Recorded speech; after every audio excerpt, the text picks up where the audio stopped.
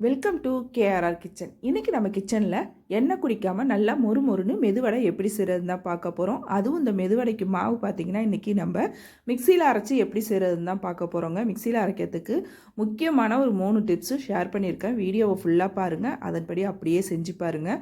ரொம்ப அருமையாக வரும். எப்படி செய்கிறதுன்னு நம்ம வீடியோக்குள்ளே போய் பார்ப்போம்.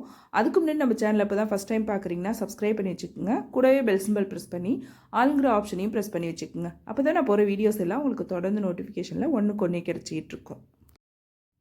இப்போ வடை செய்கிறதுக்கு பார்த்தீங்கன்னா வெள்ளை உளுந்து ஒரு 200 கிராம் அளவுக்கு எடுத்து நல்லா 1 மணி நேரமாக ஊற வச்சுருக்கேன். ஊற வச்சதுக்கு அப்புறம் பார்த்தீங்கன்னா ஒரு 10 நிமிஷம் ஃப்ரிட்ஜில் வச்சு எடுத்துருக்கேன். நம்ம மிக்சியில் அரைக்கும் போது மாவு சூடு ஏறாமல் இருக்கிறதுக்காக ஒரு 10 நிமிஷம் ஃப்ரிட்ஜில் வச்சு எடுத்துக்குங்க. அப்போ தான் மாவு சூடு ஏறாமல் நல்லா நமக்கு அரைப்பட்டு வரும். இப்போ தண்ணி எல்லாம் நல்லா சுத்தமாக வடித்து எடுத்துருங்க. அதுக்கப்புறம் உளுந்தை மட்டும் சேர்த்துக்குங்க. ஃபஸ்ட்டு ஒரு ஓட்டை ஓட்டிக்குங்க. இது அரைக்கும் போது பார்த்திங்கன்னா விட்டு விட்டு அரைக்கணும். ரொம்ப விடாமல் அப்படியே அரைச்சிங்க அப்படின்னாக்கா உங்களுக்கு உளுந்து மாவு நல்லா அரைப்பட்டு வராது, நீர்த்து போனாப்பில் போயிடும். அதனால் விட்டு விட்டு அரைங்க. நல்லா இந்த பக்குவத்துக்கு அரைச்சதுக்கு அப்புறம் ஒரு 2 டேபிள் ஸ்பூன் அளவுக்கு தண்ணி விட்டு திரும்பவும் பல்ஸ்லேயே தான் நீங்கள் அரைக்கணும் விட்டு விட்டு. அப்போ தான் நல்லா அரைப்பட்டு வரும். தண்ணியும் பார்த்திங்கன்னா ஒரேடியாக அதிகமாக ஊற்றிடாதீங்க. ஸ்பூனால் ஒரு 4-5 ஸ்பூன் தான் நான் ஊற்றிருப்பேன். அப்பப்போ ஒரு ஸ்பூன் வச்சு நல்லா கலந்து விட்டு ஸ்பூனாலே தண்ணியை ஊற்றி தெளித்து அரைச்சிங்க அப்படின்னா மாவு நல்லா இந்த பக்குவத்துக்கு உங்களுக்கு நல்லா அரைப்பட்டு வரும். இப்போ மாவு பார்த்தாலே தெரியும் அதோட பக்குவம். நல்லா பந்து மாதிரி எப்படி அரைப்பட்டு வந்திருக்கு பாருங்கள். இருந்தாலுமே இந்த மாவு சாஃப்டாக இருக்காது. நம்ம மிக்சியில் அரைச்சதுனால கிரைண்டரில் அரைக்கிற அளவுக்கு இருக்காது. அதனால என்ன பண்ணால் 4 விரலை வச்சு நல்லா இது போல் கலந்து கொடுத்துக்குங்க. ஒரே பக்கமாக கலந்து கொடுக்கணும். நல்லா ஒரு 5 நிமிஷத்துக்கு இது போல் கலந்து கொடுத்தீங்க அப்படின்னாக்கா மாவு நல்லா உங்களுக்கு ஃப்ளஃபியாக வரும். நீங்கள் உங்கள்கிட்ட எலக்ட்ரிக் பீட்டர் வச்சுருந்தீங்கன்னா கூட அதை வச்சு கூட நீங்கள் மாவை நல்லா இது போல் கலந்து எடுத்துக்கலாம். நல்லா இப்போ மாவை அடித்து எடுத்ததுக்கப்புறம் பாருங்கள், உங்களுக்கு நல்லாவே தெரியும் எந்த அளவுக்கு நல்லா சாஃப்டாக மாறி வந்திருக்கு பாருங்கள். மாவோட பக்குவமும் பார்த்திங்கன்னா இந்த அளவுக்கு நல்லா திக்காக இருக்கணும். தண்ணி ஊற்றி நிறையா அரைச்சிடக்கூடாது.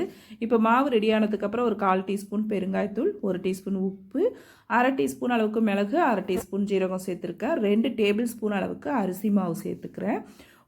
ஒரு பச்சை மிளகாய், ஒரு சின்ன துண்டு இஞ்சி பொடுசாக கட் பண்ணது. அதே போல் வெங்காயமும் பார்த்தீங்கன்னா மீடியம் சைஸில் உள்ள ஒரு வெங்காயம் கட் பண்ணி வச்சுருக்கேன்.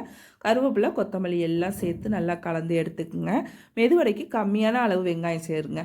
அதிகமாக சேர்க்கும் போது பார்த்தீங்கன்னா வடை உங்களுக்கு எண்ணெய் குடிக்கும். அதனால் கம்மியான அளவு சேர்த்து செய்யும் போது டேஸ்ட்டும் நல்லாயிருக்கும், உங்களுக்கு எண்ணெயும் குடிக்காமல் நல்லா வரும். இப்போ மாவு நல்லா கலந்து எடுத்துக்கிட்டேன். இப்போ வடை செய்ய போகிறதுக்கு முன்னாடி பார்த்தீங்கன்னா கையை நல்லா தண்ணியில் நனைச்சிக்கிட்டு மாவை எடுத்து நல்லா ஒரு உருண்டை உருட்டிக்குங்க.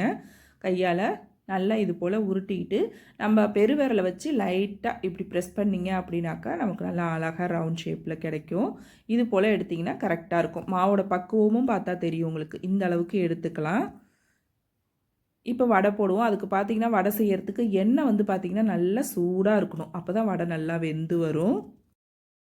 இப்போ வடையை நம்ம ஒன்று ஒன்றா இதே போல் செஞ்சுக்குவோம். ஒவ்வொரு வடையும் நீங்கள் எடுத்து போடும்போது கையை தண்ணியில் நனைச்சிக்கிட்டு உருட்டினீங்க அப்படின்னாக்கா உங்களுக்கு வடை கையில் ஒட்டாமல் வரும். நல்லா போட்ட உடனே ஒரு 3 நிமிஷத்துக்கு நல்லா வேகட்டும். அதுக்கப்புறம் இது போல் திருப்பி விடுங்க. போட்ட உடனே திருப்பி விட வேணாம். நல்லா 2 பக்கமும் திருப்பி போட்டு அடுப்பை கொஞ்சம் மீடியம் ஃப்ளேமில் வச்சுக்குங்க. அப்போ தான் வடை நல்லா மொறுன்னு வெந்து வரும். ரொம்ப தீயை குறைச்சிடாதீங்க. லைட்டாக ஓரளவு ஒரே தீயில் வேக வச்சு எடுக்கும் போது தான் பார்த்திங்கன்னா வடை நல்லா ஒத்தாப்பில் செவந்து நல்லா வெந்து வரும். இதே போல் மீதம் இருக்கிற வடை எல்லாத்தையும் நம்ம செஞ்சுக்குவோம். பெருவரில் வச்சு இப்படி லைட்டாக ப்ரெஸ் பண்ணாலே போதும், அழகாக ரவுண்ட் ஷேப் கிடைக்கும் நமக்கு. இப்போ எல்லா வடையும் நான் சுட்டுட்டு உங்கள்கிட்ட காட்டுறேன்.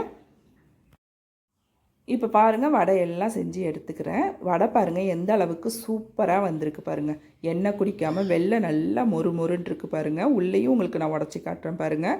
பஞ்சு போல் சாஃப்டாக எந்த அளவுக்கு கிடச்சிருக்கு பாருங்கள் வடை. நான் சொன்ன பக்குவத்தோடு நீங்கள் மாவு அரைச்சிங்கன்னா கண்டிப்பாக வடை உங்களுக்கும் இதே போல் இருக்கும். ரொம்ப ஈஸியாகவே நம்ம மிக்சியில் அரைச்சி செய்யலாம். அதே போல் உளுந்து பார்த்திங்கன்னா 1 மணி நேரத்துக்கு மேலே ஊற விடக்கூடாது. உளுந்து ஊற வைக்கிற டைமும் நமக்கு ரொம்ப முக்கியம். அதிக நேரம் ஊற வச்சிங்க அப்படின்னாக்கா எண்ணெய் குடிக்கும் வடை. 1 மணி நேரத்துக்கு மேலே ஊற வைக்காதீங்க. இதே போல் நான் சொன்ன டிப்ஸை பயன்படுத்தி நீங்கள் இந்த வடை ரெசிபியை ட்ரை பண்ணி பாருங்கள். ட்ரை பண்ணி பார்த்துட்டு எப்படி இருக்குன்னு எனக்கு கமெண்ட் பண்ணுங்கள். என்னோட இந்த ரெசிபி பிடிச்சிருந்ததுன்னா லைக் பண்ணுங்கள், ஷேர் பண்ணுங்கள். மறக்காமல் நம்ம கேஆர்ஆர் கிச்சனை சப்ஸ்கிரைப் பண்ணி வச்சுக்கோங்க. நாளைக்கு வேறு ஒரு ரெசிபியோடு சந்திப்போம். தேங்க்ஸ் ஃபார் வாட்சிங்.